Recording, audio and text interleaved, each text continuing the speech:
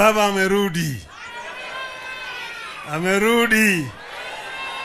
Muna furaha? Muna furaha?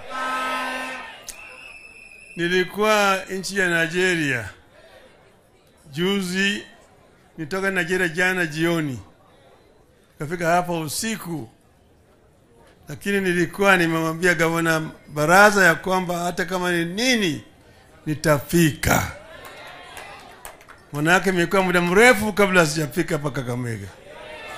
Sasa nilikuwa na hamu sana na shauku kuja kuonana na watu wa Kakamega. Kuonana na wazee, vijana na warembo. Sasa mimi nimekuja na leta salamu mingi kutoka kwa ufuasi wa ODM nje, ambao wameniambia ni mimi nikija hapa nitume salamu zao.